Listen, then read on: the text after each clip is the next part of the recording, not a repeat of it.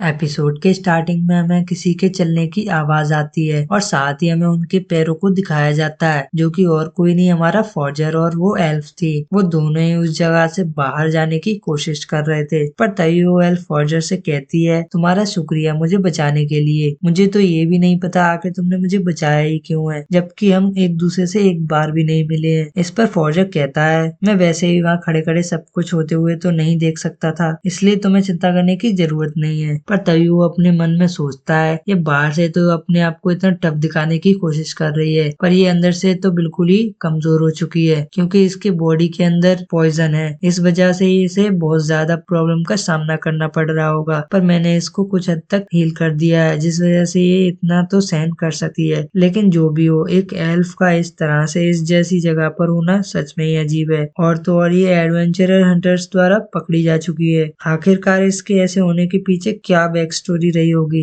और वो ऐसा सोच ही रहा था कि तभी उन दोनों को कुछ फील होता है, क्योंकि उनके ठीक सामने एक बॉस मॉन्स्टर अपीयर हो गया था, जो कि आने के साथ ही अपनी स्किल को यूज करते हुए वहाँ पर एक स्पेशल टाइप का फॉग फैलाने लगता है। पर तभी फॉर्जर इनसाइड स्किल को यूज करते हुए मन में सोचता है, ये तो एक बॉस मॉन्स्टर जैसा लग रहा है, क्योंकि उसे सच में नहीं पता था ये एक बॉस मॉन्स्टर है। और फिर हमें उस बॉस मॉन्स्टर की डिटेल्स दिखाई जाती हैं, जो कि 37 लेवल का एक इंसेक्ट टाइप मॉन्स्टर था। साथ ही हमें इसके स्टेट्स और स्किल्स दिखाई जाती हैं। और फिर फॉर्जर उस मॉन्स्टर की तरफ जंप करते हुए उस पर अटैक करने के लिए बढ़ता है, और साथ ही सोचता है ये ज्यादा कुछ नहीं, एक बड़ा बग ही तो है, मैं इसे अपने बैग में लेके जाऊंगा। और वो ऐसे सोच ही रहा था कि तभी वो बॉस मॉन्स्टर फॉर्जर की तरफ एयर स्लैश अटैक कर देता है, जिस वजह से फॉर्जर का बैलेंस बिगड़ जाता है। क्योंकि उसका अटैक बहुत ज्यादा पावरफुल था, इसलिए वो फॉर्जर से होते हुए सीधा उस एल्फ के पास से गुजर जाता है, जो कि सीधा ठीक उसके पीछे वाली दीवार पर जाके लगा था। उस अटैक से वो एल्फ भी बहुत मुश्किल से बची थी।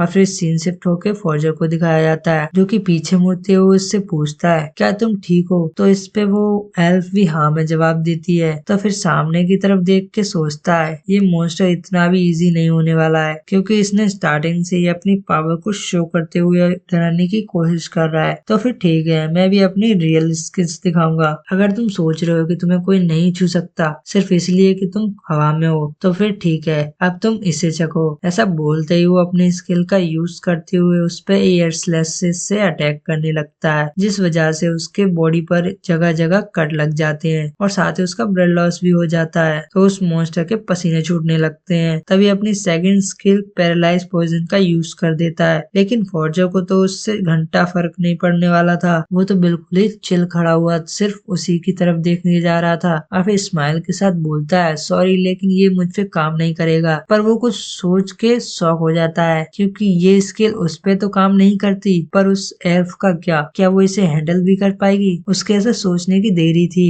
कि तभी सीन शिफ्ट होके एल्फ को दिखाया जाता है, जो कि अपनी स्किल विंड स्लैश का यूज करते हुए उस अटैक से बच जाती है। तो उसके अटैक को देख के फॉर्जर शॉक हो जाता है, पर फिर सोचता है, अरे हाँ, ये तो एक एल्फ है, तो इसके लिए ऐसा करना कोई बड़ी बात नहीं है। फिर सीन शिफ्ट होकर थोड़ी देर बाद का दिखाया जाता है, जहाँ उस बॉस मॉन्स्टर को दिखाया जाता है, जिसके की सर पर फॉर्जर की स्वॉर्ड लगी हुई थी। इसका मतलब है उन्होंने इसे हरा दिया है। पर वो एल्फ लड़की फॉर्जर की तरफ देख के उससे बोलती है, तुम्हारे ऊपर वो पॉइजन और पैरालाइसिस दोनों ही इफेक्ट नहीं करते हैं, और वो स्किल जो तुमने यूज की थी वो सारी तो मॉन्स्टर जैसी स्किल्स थी। तो उसकी ऐसी बात सुन के फॉर्जर झिझकते हुए हल्की स्माइल के साथ उससे बोलता है, मतलब सोचता है, आखिरकार मैं इसे उस सब के बारे में कैसे बताऊं। वो ऐसा सोच ही रहा था कि तभी उसका ध्यान उस एल्फ की तरफ चला जाता है, क्योंकि वो जमीन पर गिर गई थी। तो उसे गिरता देख फॉर्जर उससे बोलता है, क्या तुम उस बॉस मॉन्स्टर के पैरालाइसिस अटैक की वजह से इस हालत में हो? इस पे वो मना कर देती है। तो फॉर्जर हामी भरते उससे अपनी हालत का कारण बताने को कहता है, पर फिर वो एल्फ बोलती है, तो फिर ठीक है, जब हम यहाँ से बाहर निकल जाएंगे तब मैं तुम्हें ये सब के बारे में सब कुछ बता दूंगी। फिर हमें उस लेबिरिंथ का सीन दिखाया जाता है, जो कि क्यों दिखाया है वो तो मुझे भी नहीं पता। तभी सीन शिफ्ट होकर थोड़ी देर बाद लेबिरिंथ के बाहर का जंगल दिखाया जाता है। वहीं किसी एक पेड़ के नीचे फॉर्जर और वो एल्फ साथ में बैठे हुए थे। पर तभी वो एल्फ बोलती है, यहाँ आके सच में कितना अच्छा फील हो रहा है, और अब हम लेबिरिंथ के बाहर आ गए हैं। तो वो सब बताने से पहले मुझे अपने बारे में बताने दो। मेरा नेम है एलिसिया और मैं एक फॉर्मर एडवेंचरर हूँ। और ऐसा वो फॉर्जर की तरफ देखते हुए एक प्यारी सी स्माइल के साथ बोल रही थी। पर फॉर्जर तो उसका नाम सुन के शॉक हो गया था और फिर उससे बोलता है, क्या अभी अभी क्या कहा तुमने? क्या तुम सच में एलिशिया हो? क्या तुम वो फेमस मिस्टी ग्रीन वाली एलिशिया हो? तो एक प्यारी सी हंसी के साथ हाँ में सर हिलाते हुए उससे बोलती है, लगता है शायद तुम्हें मेरे बारे में पहले से ही पता है। तुम तो एस रैंक पार्टी जो किंगडम ऑफ फ्यूरियस से थी ना, वो फेमस एथरपाथ, आखिरकार उसके बारे में कौन नहीं जानता होगा। उस ग्रुप का हर एक मेंबर ही बहुत ज्यादा पावरफुल था। कौन ही होगा जिसने उन मेंबर्स के बारे में नहीं सुना होगा। पर फिर मैंने जब एथरपाथ के बारे में सुना उस टाइम, तो इस पे एलिशिया हामी भरते हुए बताती है, हम सब एक मॉन्स्टर से हार गए थे। ये बात है 5 साल पहले की, जब हम उस दिन अबिसियल लेबिरिंथ की एस रैंक डंजन के अंदर लोएस्ट फ्लोर के लर्किंग मॉन्स्टर को हम सब ने चैलेंज किया था। हमारी पार्टी लीडर उस फाइट में मारे गए और दूसरा मेंबर भी इतना ज्यादा इंजर्ड हो गया कि उसे फोर्सफुली रिटायर होना पड़ा, और तीसरा मेंबर भी उस लेबिरिंथ में अपने आप रहस्यमय तरीके से ट्रैप हो गया, और मैं भी वहां से बिना दिक्कत के वापस नहीं आई थी। अपने चेस्ट से हल्का कपड़ा हटा के अपने कर्स मार्क को फौजी को दिखाई रही होती है। तभी फौजी शौक होते हुए उसे ऐसा करने से मना करने लगता है और साथ ही बोलता है, आखिर तुम ये क्या करने की कोशिश कर रही हो? तो इस पे एलिशिया फॉर्जर से कहती है, ये वही मार्क है जो मुझे उस टाइम लगा था। इसे मार्क ऑफ लेवल डाउन नाम से भी जाना जाता है। तो शौक होते हुए फॉर्जर उससे बोलता है, क्या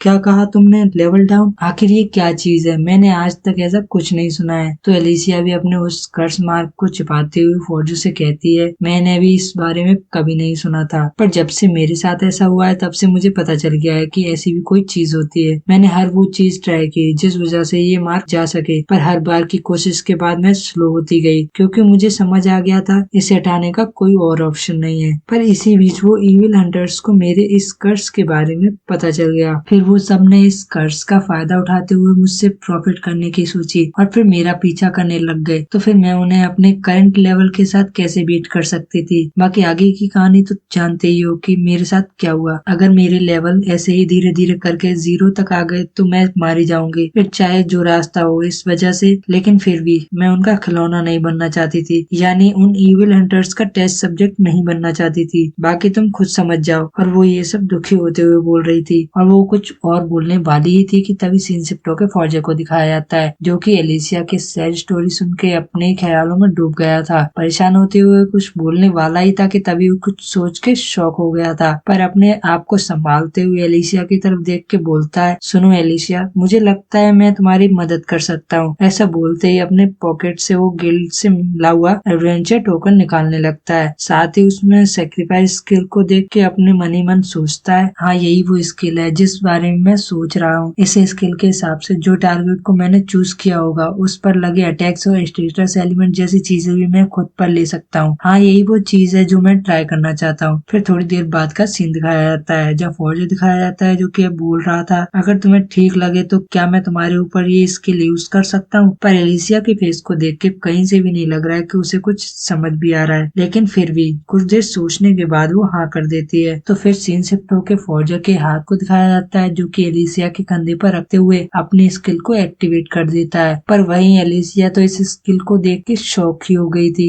मेरा कर्स ट्रांसफर होके मेरे ऊपर से हटके इसकी बॉडी में जा रहा है। तो फॉर्जर के लिए परेशान होने लगती है और साथ ही उससे बोलती है, आखिर तुम क्या करने की सोच रहे हो? अगर ये ऐसा ही चलता रहा तो तुम जल्दी कर्स्ट हो जाओगे। तो इस पे फॉर्जर भी हंसते हुए उससे इस बारे में चिंता ना करने के लिए कहता है और फिर कहता है, जो भी हो तुम्हें भरोसा तो है ना मुझ पे? इसी बीच वो कर्स्ट पूरी तरह से फॉर्जर की बॉडी में आ जाता है। तो उस कर्स्ट को देख के फॉर्जर भी एक हल्की स्माइल कर देता है, पर एलिशिया का तो मुंह खुला के खुला ही रह गया था, क्योंकि फॉर्जर को तो इस चीज से फर्क ही नहीं पड़ रहा था। उल्टा वो तो खुश हो जा रहा था। साथ ही अपनी स्किल स्टेटस एलिमेंट्स को एक्टिवेट करते हुए उस कर्स्ट को खत्म करने लगता है, जिस वजह से वहाँ बहुत ज्यादा लाइट चमकने लगती है। तभी सीन शिफ्ट होकर थोड़ी देर बाद फॉर्जर को दिखाया जाता है जो कि स्माइल करते हुए अपने मन में सोचता है, लगता है यहाँ कुछ गलत नहीं हुआ, आखिरकार मैंने ये कर ही लिया। ये स्किल सच में काफी ज्यादा यूजफुल है। पर सामने खड़ी एलिशिया तो अभी अभी हुए सीन को देख के सदमे में ही चली गई थी। साथ ही बोलती है, ये क्या था? आखिरकार हुआ क्या अभी? तो इस पे फॉर्जर बोलता है, ये मेरी अनक्यू स्किल है, पर वो सब छोड़ो, वैसे भी मैंने ये स्किल यूज कर ली है। तो एलिशिया तुम्हें अपना गिल्ड कार्ड चेक करके देख लेना चाहिए। तो वो भी ज्यादा देर ना करते हुए अपना गिल्ड कार्ड चेक करने लगती है और वहाँ स्टेटस को नॉर्मल देख बोलती है, मैं भरोसा नहीं कर पा रही हूँ, मेरा कर्ज सच में चला गया है। और फिर फौजिया भी खुश होते हुए बोलता है, यही तो मेरी एनक्यू स्किल स्टेटस इम्यूनिटी का कमाल है। मैंने सोचा था अगर ये स्किल कर्स को नलिफाई कर सकती है तो मैंने अपनी दूसरी स्किल की हेल्प से तुमसे ये ले लिया। मुझे सच में खुशी है कि ये काम कर गया। पर तभी वो कुछ देख के शॉक हो जाता है और फिर साथ ही बोलता है, आखिर क्या गलत है तुम्हारे साथ। पर तभी एलिसिया फौजिया को चुप कराते हुए बोलती है, तुम कुछ भी सोचे बिना अपनी परवाह किए हुए ऐसा